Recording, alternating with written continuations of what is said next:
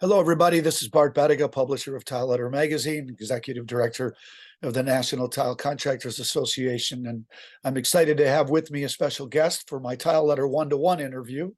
This is someone that I've worked with for many, many years. I'd like to introduce you to Dan Welch. Dan is the president of Welch Tile and Marble in Grand Rapids or Kent City, Michigan. I want to talk to Dan a little bit about contracting, but also about technology and the future a little bit. And Dan, I want to welcome you to our conversation. How are you today? Thanks, Bart. I appreciate it. And thank you for having me. Yeah, Doing well. you're most welcome. Glad to have you. Tell me a little bit about business right now. As we're heading into the end, last quarter of 2022, as a tile contractor, I hear everything from supply crises to labor shortages. You guys do primarily commercial, but you do, I think, some residential as well. You employ a lot of people. I think at one point you've told me well over 50 to 100 employees. But tell us a little bit about what's going on with Welch Tile right now in contracting. Well, right now we're holding our own. We have primarily commercial, but we also do a lot of high-end residential.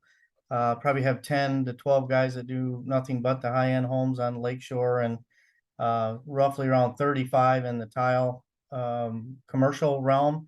We are doing some commercial carpet as well. We're subcontracting that group. Everyone else is a W-2 employee, and then we're starting we have 5 guys in the manufacturing department.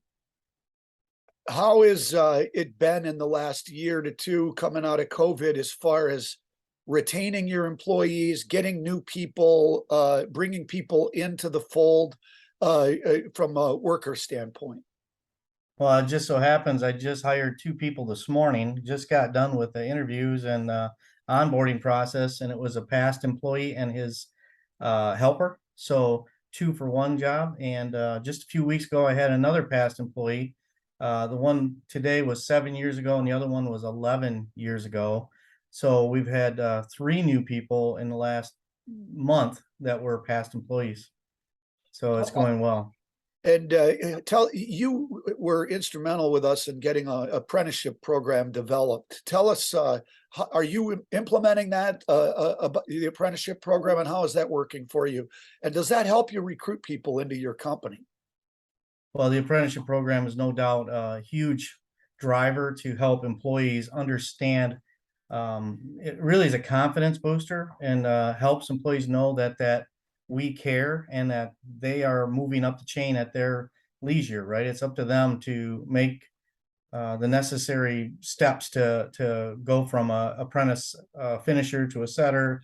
And as far as they really want to go, today, one of those employees hadn't been here before, was a 58-year-old gal, very nice woman.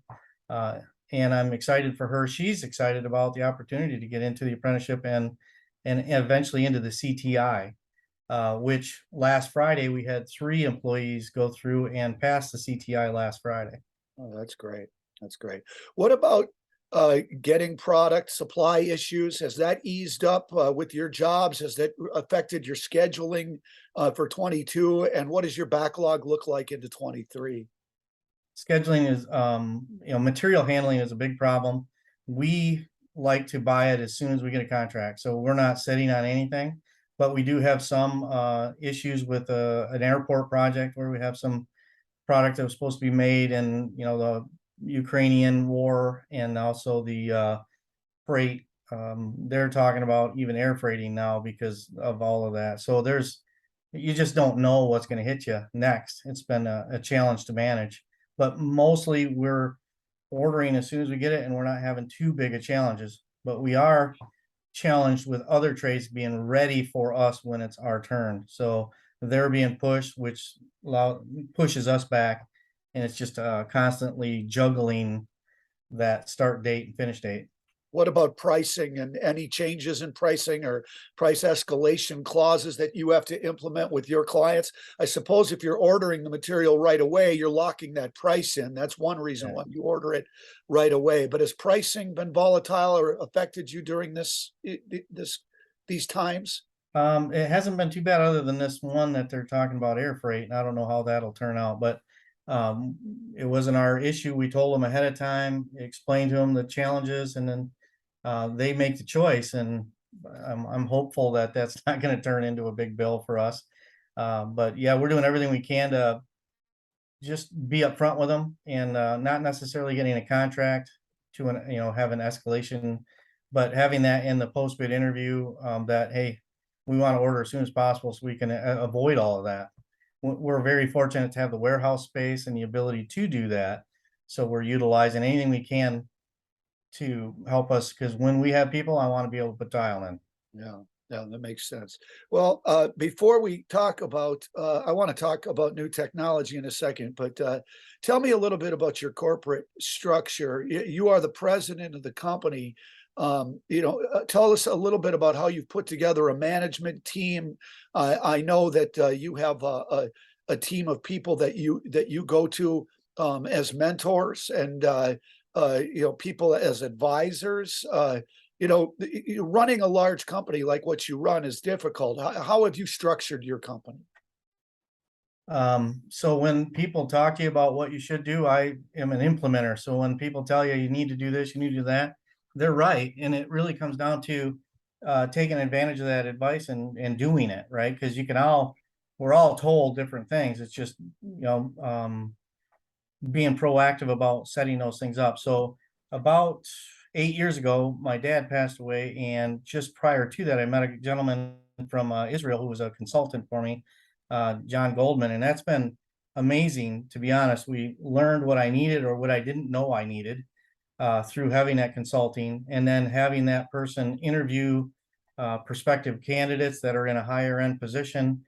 Was able to implement really more crossing T's and dotting I's as a company.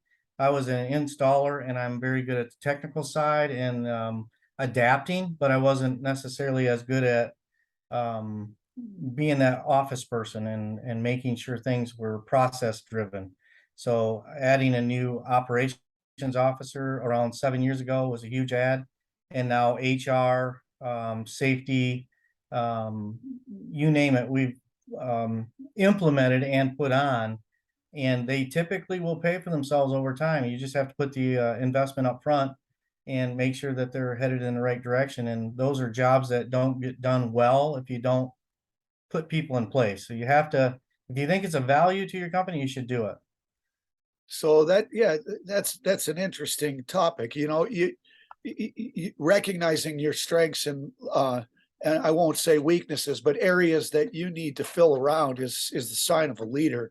You talked about you being technically strong.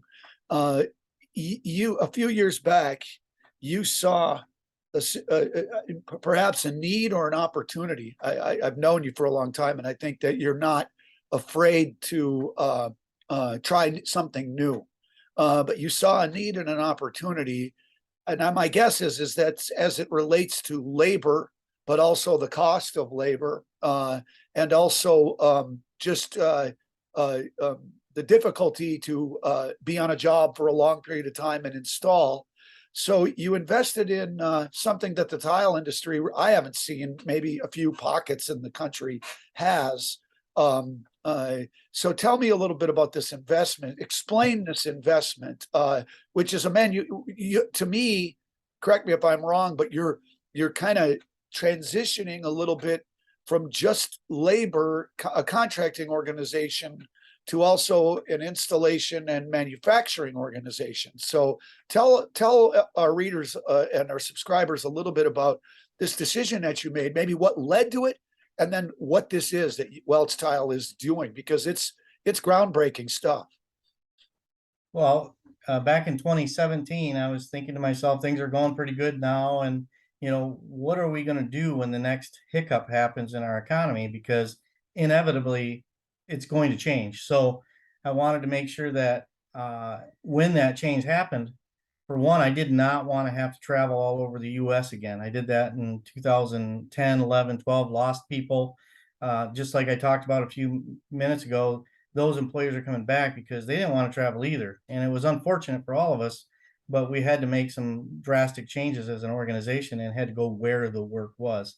So to get work in our own market, and to improve the quality of life of a tile setter. And I also looked at what Welch had as a, resources, right? We're a company that has resources. How can we use our resources to better our company, that the bucket and trowel guys or the guys that have less resources wouldn't be able to do what we're doing? Because, I could train all these tile setters and they can go out and be my competitors tomorrow, Right. and that's fine. But the resources we had was our key thing. So how do we use our resources? How do we make the quality of life for a tile setter better and extend the life of a tile setter by not necessarily having to go all over the country to get that work? So we came up with this idea of pre-assembly, and then from there started down the path of, well, what can we pre-assemble and how, and what's going to take to get there. And just so happened that an opportunity came up at a large hotel, the Canopy Hilton in Grand Rapids. And I took a risk, with the GC that I had, and said, hey, I think we can do this thing. If I do, will you let me, try this in your project? And they said, hey, you're taking a contract on. If it doesn't work, you'll have to do it either way. So I went down that road and started working on pre-assembled showers. Yeah. So pre-assembled showers, walk us through the process and walk us through what are the skills necessary for someone to work at your warehouse? Because I think it's at your warehouse that you're doing this, right? So Yeah, talk a little bit about the process. so it started with the base, just the shower base. So we were able to build a base that was transportable, movable, and for that first job had a linear drain in it. So we were able to template well in advance. In fact, we did GPS location on that particular one, and oversized the hole going out of the drain assembly, and took the risk and had the bases built by the Noble Company, and then we tiled them here in Kent City and using standard products. And by September of 2019, we had our first base going in. So you put the bases in, then how were the walls tiled after that? On that particular job, we tiled them traditionally. The Okay. pan was overlapped and ran up the wall, and then we were able to put a pan over the top of it and then install traditionally. So the whole concept, because there's a movement towards prefabrication in all of general construction. So the whole concept here is time savings. What about labor savings when you got to that first job, when it came to these shower bases? What was the alternative if they didn't use these bases from you? Would you have set tile traditionally in a shower pan? Is that what it would have been? And what was the savings for the GC for you to do it that way? Well, this particular job is a job that had our name written all over it because it was such a big job. It was a $3 million hard tile and terrazzo carpet job, but 90% of it was hard tile and terrazzo. So carpet was just hallways, and all of the rooms were tiled. It was just a massive project for us to do. So we needed to lessen the amount of impact at the time of install. So we were able to, because the job got pushed back, possibly it was right around 2 months behind by the time we got there in September, we were able to tile 150 bases ahead of time. So that took out of the equation, days per base, because otherwise you would have had to put them in on site, and we could manage the job, on their schedule because of it. So It where did wasn't that really a lead? savings Yeah. financially on that job because of all the learning, but it was able to offset the risk to installing all of these areas at one time, because it was a 1-year start to finish project for a $3 million hard tile job. It was, hard tile heavy job. So did that then lead you to feel like the confidence that you could be confident moving forward to invest? What was the type of investment that you had to make then, and where have you taken that investment to where it is today? So that was a specific linear drain, the Noble Freestyle linear drain, and we had to, adapt and go into something that was less expensive and more of a multi-slope drain. So since then, we've had to modify and build our own drain, and using the concept of a large hole with a small pipe, we were able to adapt that to our drain so that we had that flexibility of the install. So when you build a base, it doesn't have to be perfect. You have up to 3/8 of an inch in any direction that you can move that base and align it where you need it to. And then after which we added walls, niches, seats, corner shelves, all of those things are all now pre-assembled in our shop. Yeah. So tell us about that. How are you doing it? How are you tiling the walls, the niches? What's the skill level of the installers that are doing that? Are they 4-year tile setters? Are you going to have to need a whole workers crew, or is this a little bit more different skill set? Can you train them to install these walls and maybe they don't have 4 or 5, 6 years of tile setting experience? Well, I was fortunate. Another past employee of ours was looking for a job. He had unfortunately lost a limb, his leg, and November. So September we started this. November, I heard that he had lost a leg, and then I reached out to him in the beginning of the year. Said, "Hey, would you like to come back for this pre-assembly thing?" So we have an employee from the past that had experience, and we were able to utilize that experience and then go down this path of how do we do this and how do we get to a point where we can do this effectively, and eventually to the point where we're at right now, where we're taking on our second and third large project by doing homes in our area that we would normally have had to not do. It was a market segment that Welch was not capable of doing, because when you're under contract for large projects, these small ones they take a back seat. So the homeowners felt they were back seat to being able to get it done, and or we never knew whether we had the people or not. So manufacturing the last 2 years have done over 200 showers in homes within 15-20 mile radius of our shop, which has been absolutely amazing, because that's 200 showers that I would have never done. And now we're at a point where we're able to take on our first large project, which is 240 showers. We're starting in November. So yeah, so it sounds like the residential showers not only got you work, you were able to hone, really improve the process and learn how to do this process. So does the process involve, buying one type of tile, or can you tile anything on it? And you bring backer board in and you pre-install all these panels, then ship them out? How do you ship them? Are they shipped on A-frames? Tell me a little bit about the process of doing showers in this way. So because we were controlling the outcome, which is the install, we were focusing on how to install it properly at the same time as how do we build it properly. And then it really came down to a template. So any tile can be pre-assembled in many options. One in particular that comes to mind is the covering show. We did 3,000 feet of floor at the covering show in Atlanta, where they wanted us to install it the weekend of the 4th of July, and I wasn't real thrilled about it. So we tiled it here, shipped it to Atlanta, or no, Orlando, and then installed it in a day. But we've done sunken tubs. We did a huge wine room where we did a lot of brick. We've done just a multiple different projects out of the pre-assembly option once we got started. How do you handle it if you pre-assemble a wall or part of the installation, Dan, and you get to the job site and it doesn't fit? What do you do? Well, it certainly can be trimmed just like a panel could be. But our process for template has been refined, where when we go in and do a template of a shower or a template of anything, we have some standard offsets. So that produces a build sheet for us, that was a huge win for us. And when we figured out how to do a template and then put it into a build sheet so everybody knew what was going on, which has happened over that 2-year period, is that way they're pulling almost like a bill of materials, and bringing it right in and cutting it to size. And now we're going to learn how to do it on an efficiency scale. Whereas, every one of them we did was different for the last 2 years. So someone has to be a guinea pig, and general contractors generally don't like being guinea pigs, I don't think.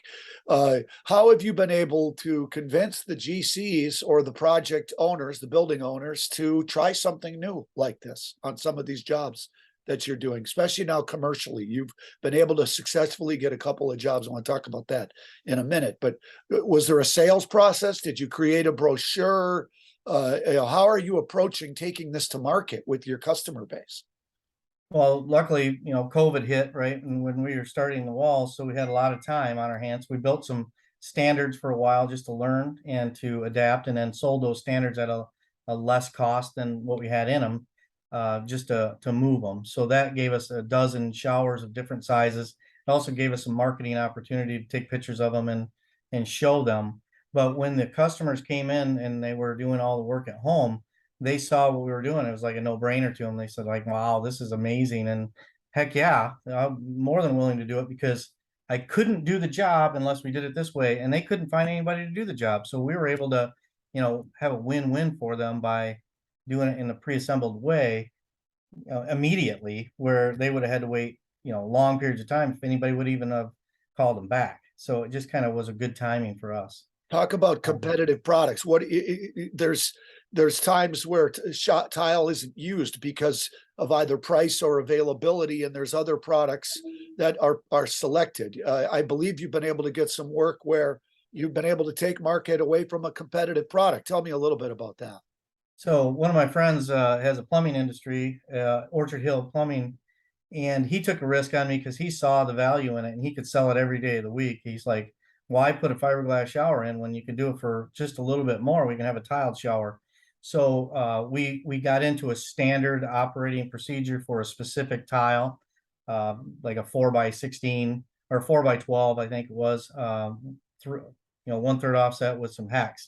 So our price was competitive with an upgraded shower assembly, and the plumbers were excited about it because they didn't have to go in there and tear everything out and try to figure out what to do with these old buildings, and we did, and that's what we're good at, is being able to handle those walls that are not quite right, or at the template process, and rather than trying to build a fiberglass unit that had to fit in an opening, we could make it anything we wanted based on the plumber having tore it out, and then we would go in the same day, make sure the drain location and everything was right, and then have almost like a standard wall, and then we just trim it to size at our shop and put it in the next day. So within a day and a half, the customer had a shower up and running and using it from the time they tore it out.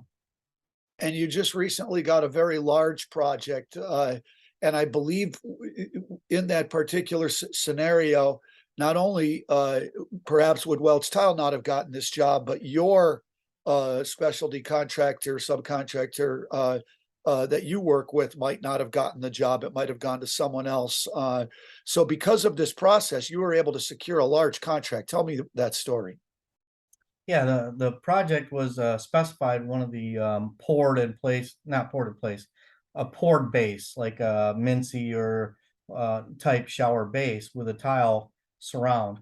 So we convinced we went in as a partnership with the Bauma Corporation, who's an interior finish contractor in the Traverse City market, was able to change it from that original poured base to giving them an option for our base, and they chose our option. We were able to do a herringbone finish on the floor, and which isn't a big upcharge when you're doing it like we are. And they were just ecstatic about having a better finish. And then this particular job is a pretty tight time frame from November to April for 242 showers. So they were not really that feeling comfortable with taking on that many tile showers with a traditional shower installation.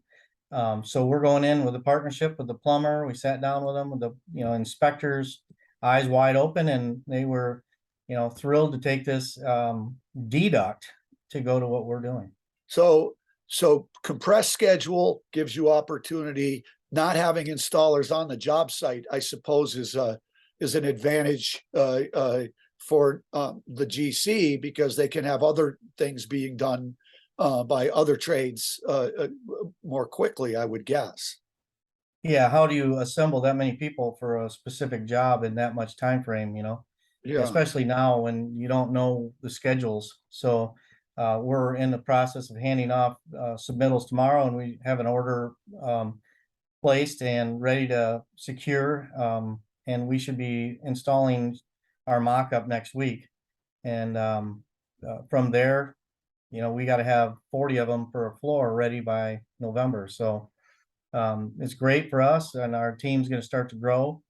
And this will be the first one we've done repetitively, the same over and over and over again. So I think we can really find out how fast we can go. And we're working with engineers we've hired an engineering firm to help us with, how do we get them off the tables and into storage for periods of time? How do we transfer? How do we, handle that many sets of shower walls, and then shipping? And we also have another one right behind it with 400 showers that probably is going to go this winter as well. What that did for us is allows Welch Tile to take on a project that we would have probably had to pass on, and secure it early. And the owner and the subcontractor or the contractor are extremely happy with the ability to provide the same quality on every one of them. It's not based on the person installing at that point. And what does this do to your focus on your traditional installation crews? Does this free up your installation crews to do other types of work? I know you guys do swimming pools and schools and a lot of large commercial. By not being tied down doing 200 showers, you having this being done by a manufacturing process, what does that do from a flexibility standpoint for your business? Well, we're going to be able to take on employees that don't have any experience, for one, and really want to work in a manufacturing environment. So I think we can pull new people into the trade that never would have been even considered tile as a trade. They want to be, manufacturing and near home for family events, this, that, and the other thing. But also we're able to take past employees that are retired, and they'll come in and help as well. They're bored sometimes in the winter, a little bit more than the summer around here. So we've added a couple past employees or retirees that are helping with things at the shop level, and loving it because they can work half a day or a day or 3 days a week, whatever their schedule is, and we can still use them. Whereas in the past, how do you get them to the job site? And you don't want to waste that time getting them up to speed when they're not going to work full time. So there's a lot of huge benefits for retirees, employees extending their careers, past employees coming back, seeing the light of the day, thinking, man, I want to go to Welch because they're doing it in a way that's easier, and I don't have to kill myself necessarily. And we can keep up with the demand at this point a lot easier. What about logistically being able to handle the work in a geographic region?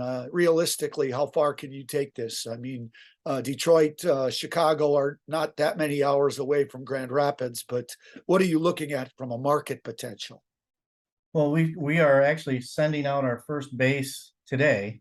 Tiled it on Friday and grouted it with epoxy grout to Minneapolis, and Joe Kerber is going to take that shower and put it in as soon as he gets it for an industry partner, a tech person that wanted a shower. So I mean, the ability to lessen Joe's been busy and can't get all the best craftsmen there every day, so he's had to put his time frame out a month, 2 months to be able to handle it, where this can cut many days off of his schedule once he learns how to use it. And it could help a lot of people for that same reason. That's very, very interesting. Can you share? I don't know how much you're willing to share, but you've been willing to share a little bit about this entrepreneurial idea.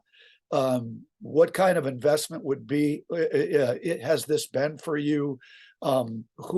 This isn't for everybody, but if there's others out there around the country, what would your advice be as far as to start this? Or are you patenting this process, and do you intend to try to roll this out in other parts around the country? Tell me a little bit about your business strategy.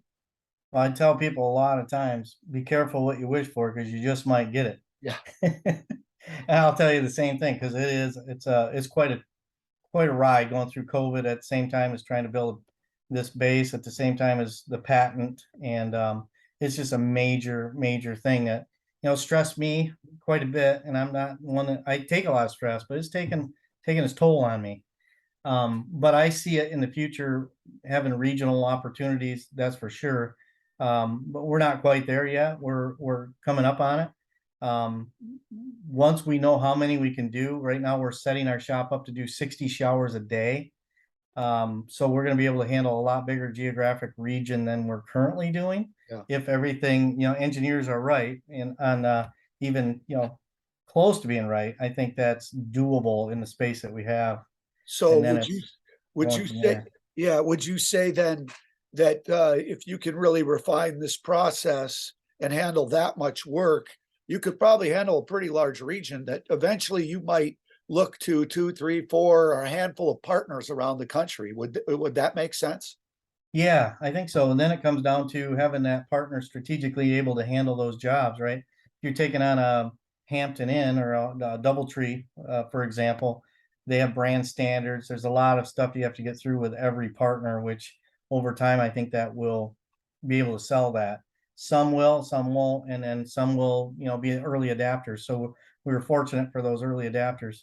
But I think we're going to be able to grow with it in our region, let's say, and then have partners that install. So we might be able to figure out how to ship those on A-frames like we were shipping them to our own people.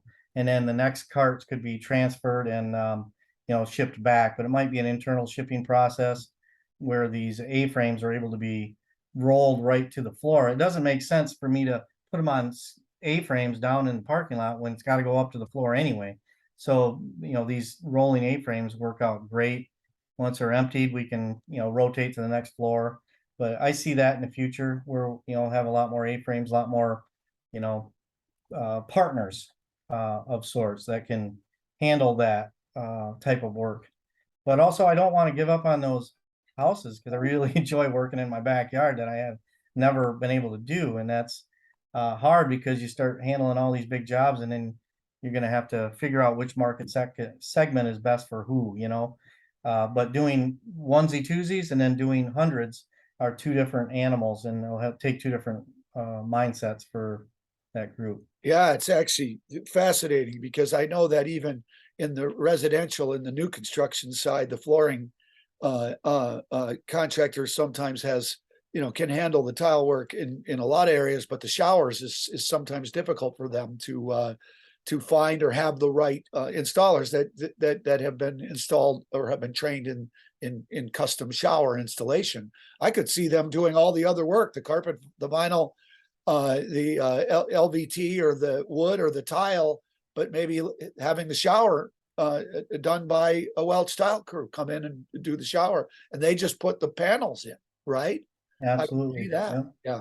What we found is that when we try to go to the production builders, they kind of have a place where they go to have their customer pick all their selections, and that person hires the subcontract groups to do the work. And they're not necessarily all that thrilled about the work that they're getting, but when they're able to tie up all of that front end work with that custom, that production builder, paint colors, furniture, flooring, tile, then we become kind of an offset that either we got to work with them or don't work with them. And that's where the challenge got into there. I didn't really want to get into that because I, can only offer them that design services for what we're doing. I didn't want to do all the bathroom floors, although it was great because we could put a shower in and a bathroom floor in, come back the next day and grout the bathroom floor, and we were done by noon. So, it was nice for those customers that wanted that. But that whole design thing is something each market will have their own,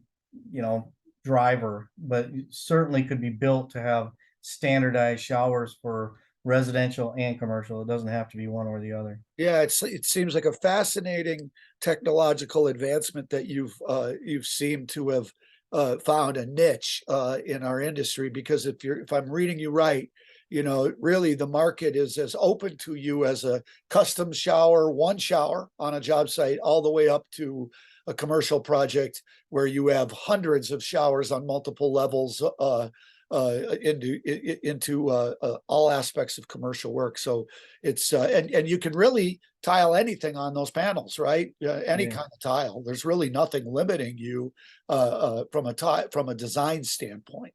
So my last question is: have you gone around? Have you met with distribution? Has the distributors looked at this as an opportunity to, sell this kind of concept to the architect or to the design professional, to the designers? I know you've talked with GCs and builders. What about the people specifying? Have you had those meetings yet? Yeah, we had a nice meeting with Virginia Tiles leadership here. They were ecstatic. Just let us know what we can do to help you. They were thrilled with the idea. At that point, we had not presented it to the world yet. That was in April where we presented it at Coverings. So since then, we've been working our end of it to get the bigger project. And it's funny how the residential comes down at the same time the commercial goes up sometimes, but through the summer we had that slowdown that a lot of people experience with residential, like I'm gonna spend the summer doing what I want to do, and then all of a sudden as soon as school hits, they're now back in picking out showers for us. So now both of them are coming in at us, and we're gonna have to see how we're gonna handle that. But yeah, there's just any opportunity. Another one came, we talked about the coverings booth, and it's funny, we had a brand new installer install 3,000 feet of flooring within the first month he was here, laying tile on these panels, and they turned out great.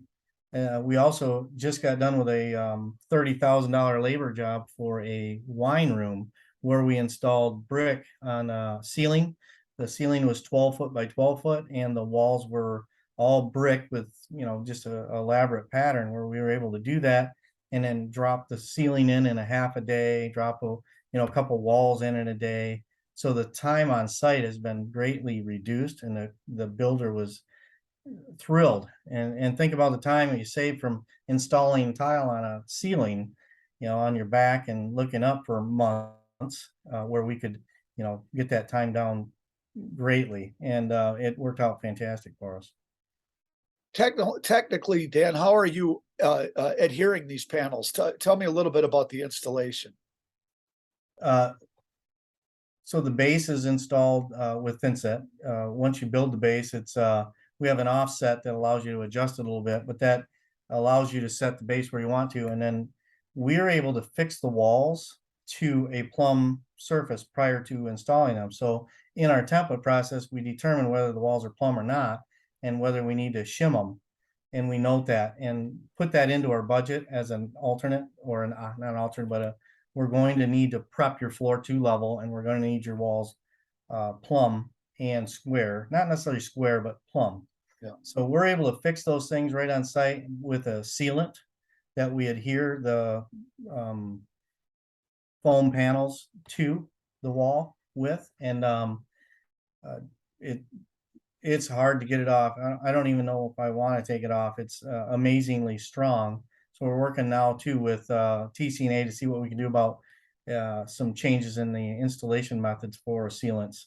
So, but the more we get in, without any issues and challenges, the better off we are. So Yeah. having these last 2.5 years of jobs going on and successful jobs, it's going to help a lot with that installation method that we have. So are you grouting the panels at your facility, and then do you caulk the corners on the job site? How does that work?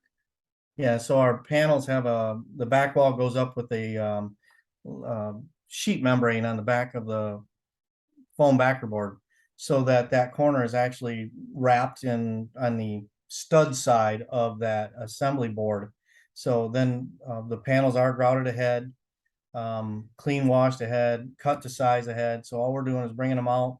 They're already notched around the curb, so they drop right into place. If you have corner shelves, we have those notched out and place them in after the walls are up, and then caulk the assembly with a silicone sealant, just like you would with any other shower between the panels. And then at the ceiling, we'll use something that's paintable.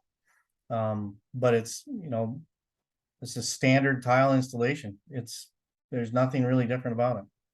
So what about, have you run cost analysis on your labor? What is I know you've got a capital investment in equipment to pay for over time, but how does this price? How does this labor price compared to your traditional labor? And what has that done to your margins so far in your analysis? Well, over the last 2 years, we've been pricing them through a spreadsheet. So we built a spreadsheet that has the base and the cost of the tile, and really easy to put a price together.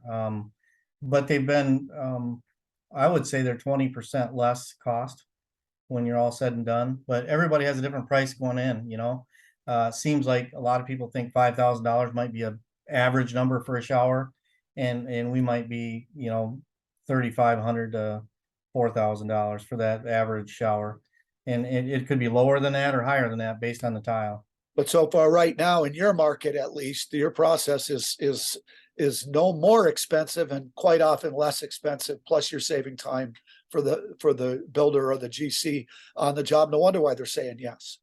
Yeah, and the installer that's installing them on site is a seasoned tile mechanic that's able to use a helper. So many residential installers can't use a helper when they're building showers. What do they do with them when, you know, they're not getting the square footage of floors where they use help? So, you know, they're kind of at a no-win situation with building their team when they have helpers in all the time and then leave them at home. So this way you're using your helper every day, and you're able to do, we've done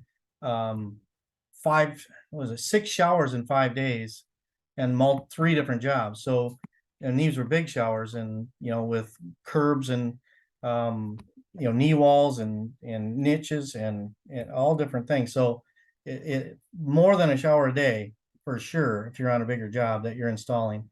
But a typical would take about 5 hours to install for a man and a helper, but certainly because your setup could do 2 showers, maybe you got to caulk one of them or something the second day, depending on the shower and complexity and different things. But we think on a commercial job, we'll be able to do 3 guys should be able to do 4 showers in a day. Wow. Well, that's great. This has been a fascinating conversation. My hat's off to you for having the foresight to see a market opportunity. I think I speak for a lot of people in the tile industry to say thank you for addressing a need and trying to figure out, you know, a niche in order to help us sell tile into areas and into markets where it's just been hard. It's been hard to get and recruit a labor force to meet the needs of the tile industry. And I really believe that prefabrication, you know, can address a lot of challenges and possibly be a new way of doing custom showers and mass production showers. In other words, projects where we have to get a lot of showers done in a short period of time. So congratulations on having that foresight, to you and your team of people that are working on the job, and anything we can do to help spread that word, that's what we're here for. I appreciate it. Just remember, careful what you wish for. You just might get it. We've been talking to Dan Welch, the president of Welch Tile and Marble out of Kent City, Michigan. Dan is a former president of the NTCA and also a former Tile Person of the Year and Ring of Honor recipient. And you can see why. It's this kind of ingenuity that we need in our industry. Thanks again, Dan, for being our guest. Thank you, Bart.